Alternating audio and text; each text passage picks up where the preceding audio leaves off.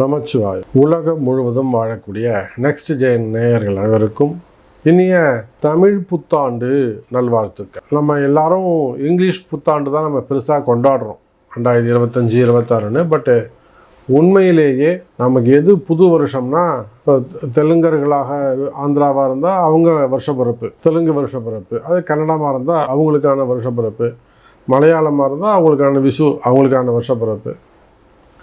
அந்தந்த மொழிக்குன்னு ஒரு வருஷப்பிறப்பு இருக்கும். ரெண்டாவது, இதெல்லாம் பஞ்சாங்கத்தை அடிப்படையாக கொண்டது. இதெல்லாம் பஞ்சாங்கத்தை அடிப்படையாக கொண்டது. அப்போது இந்த மற்ற வருஷப்பிறப்பு எல்லாம் விட இந்த புது வருஷப்பிறப்பு, சித்திர வருஷப்பிறப்பு, தமிழ் வருடப்பிறப்பு தான் நம்ம எல்லாருக்கும் ஜாதக ரீதியாக, நம்ம வாழ்க்கைக்கு வாழ்வியல் ரீதியாக நடக்கக்கூடிய சம்பவங்கள் எல்லாம் ஒத்து போகும்.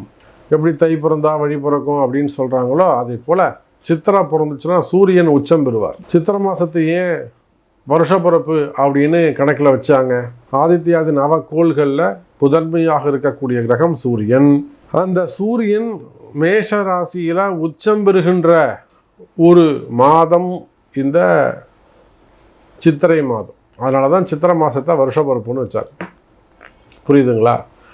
அப்போ எல்லாமே ஜோதிட கணிதத்தின்படி நம்முடைய ரிஷிகள் நமக்கு போட்டு கொடுத்த கணக்கு வழக்குகள் தான். நம்ம ரிஷிகள் நமக்கு போட்டு கொடுத்த கணக்கு தான். அதுதான் இன்னி வரலும் 2000 4000 இல்லை 40,000 யுகங்கள் கடந்து, 4 யுகத்தை கடந்து இன்றைக்கும் நிலைச்சி நிற்குதுன்னா அதுக்கு காரணம் அதில் இருக்கக்கூடிய உண்மைத்தன்மைகள். அப்போது உலகம் முழுவதும் வாழக்கூடிய அன்பு நெக்ஸ்ட் ஜென் நேயர்களுக்கு இனிய தமிழ் புத்தாண்டு நல்வாழ்த்துக்கள். இந்த தமிழ் புத்தாண்டில் என்னெல்லாம் மாற்றங்கள் வரப்போகுது? மெயினாக இந்த மாதம் உங்களுக்கு என்ன நடக்க போகுது? அதே போல் இந்த சித்திரை வருஷப்பிறப்பு எப்படி இருக்கும்? நிச்சயமாக குரு மாற போகிறாரு. இந்த பராபவ வருடம், இந்த வருஷத்துக்கு பேர் பராபவ வருடம். இந்த வருஷத்தில் 2 பெயர்ச்சிகள் உண்டு. ஒன்று குரு பெயர்ச்சி, இன்னொன்று ராகு கேது பெயர்ச்சி. அப்போ இந்த 2 பெயர்ச்சிகளை உள்ளடக்கிய இந்த பராபவ வருடம் மொத்தமாக இந்த வருஷம் எப்படி இருக்க போகுது? மெயினாக இந்த சித்திரை மாதம் அல்லது இந்த ஏப்ரல் மாதம் உங்களுக்கு எப்படி இருக்க போகுதுன்னு பார்க்கலாம் வாருங்கள். அன்பார்ந்த கன்னிராசி சார் ரொம்ப முக்கியமான ஒரு வருஷம். ஏன்னா கன்னிராசி என்பவர்களுக்கு இதுதான் வெற்றிக்கான அறிகுறி. ஓகேவா? உங்கள் சக்ஸஸ் ஸ்டார்ட் ஆக போகுதுன்னு அர்த்தம். இந்த இடத்துல இருந்து தான் உங்கள் வெற்றி ஆரம்பிக்கப்படுகிறது. இப்படி கூட சொல்லலாம், வெற்றியின் துவக்கம் இந்த தமிழ் புத்தாண்டு. ஏன்னா அந்த அளவுக்கு அதிகமான தோல்விகளை, அதிகமான தடைகளை கண்டு மனம் தளர்ந்த கன்னிராசி அன்பர்கள். உண்மைதான் சார், நான் ரொம்ப ட்ரை பண்ணிட்டேன், ரொம்ப கஷ்டப்பட்டுட்டேன். ஏன்னா எங்களுடைய ஹையர் ஆஃபீஸர் என்னை மேலே கொட்டிக்கிட்டே இருக்காரு.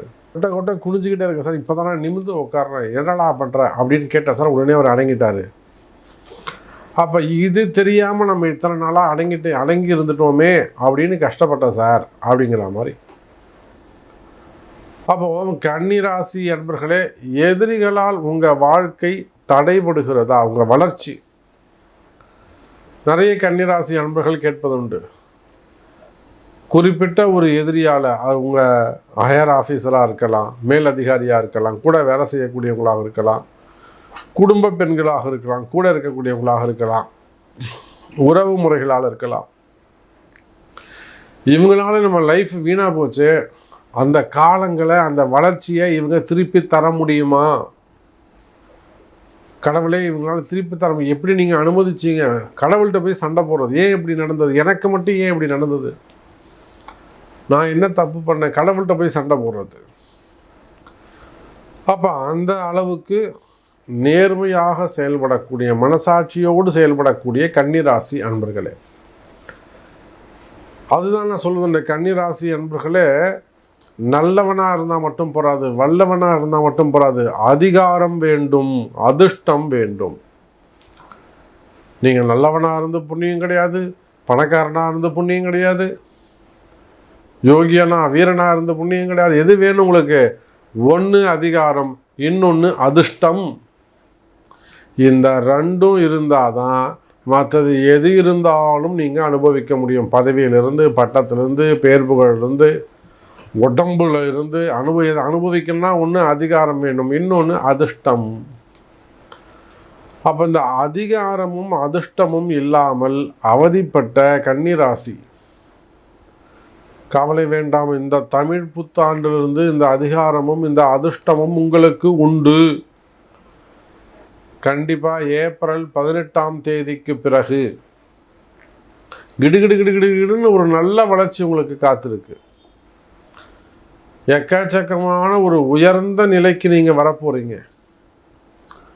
நீங்கள் யாராக இருந்தாலும் சரிதான், என்ன மாதிரியான தொழில் பிஸ்னஸ் பண்ணக்கூடியவங்களாக இருந்தாலும் சரிதான், என்ன மாதிரியான தொழில் செய்யக்கூடியவங்களாக இருந்தாலும் சரிதான், சோஷியல் சர்வீஸாக இருக்கலாம், புரியுதுங்களா, பெரிய பதவிகளில் இருக்கலாம்.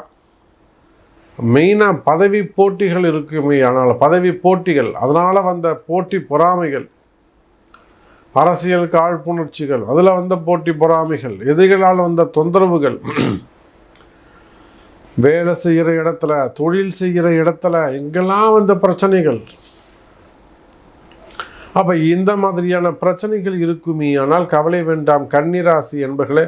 பிறந்திருக்கக்கூடிய இந்த தமிழ் வருடம் உங்களுக்கு கை கொடுக்கும். தமிழ் வருஷம் சிறப்பாக இருக்குது, நல்ல முன்னேற்றம் இருக்குது, உங்களுக்கு ஒரு நல்ல வளர்ச்சி காத்திருக்கிறது. கவலை வேண்டாம் கன்னிராசி அன்பர்களே. அப்போ இவ்வளோ ஸ்ட்ராங்காக சொல்கிறீங்களே சாமி, நாங்கள் நல்லா இருக்கும் அப்படின்னு சொல்கிறீங்களே, எப்படி சொல்கிறீங்க? எனக்கு இன்னும் நல்லது நடக்கலையே, எனக்கு இன்னும் அது சரியாக கண்ணுக்கு எதுவுமே தெரியலையே, இவ்வளோ கஷ்டங்கள் என் கண்ணுக்கு முன்னாடி இருக்கேன், எதிரி முன்னாடியே தாண்டவம் ஆடுறானே, ஆணவமாக இருக்கானே, அதிகாரமாக இருக்கானே, ரொம்ப அதிகாரத்தோடு இருக்கானே, எப்படி சாமியை நான் ஜெயிக்கிறது? கவலைப்படாதீங்க கன்னிராசி என்பர்களே, அதெல்லாம் அம்பாளுடைய ஆசீர்வாதம், வாராகி பார்த்துப்பாங்க.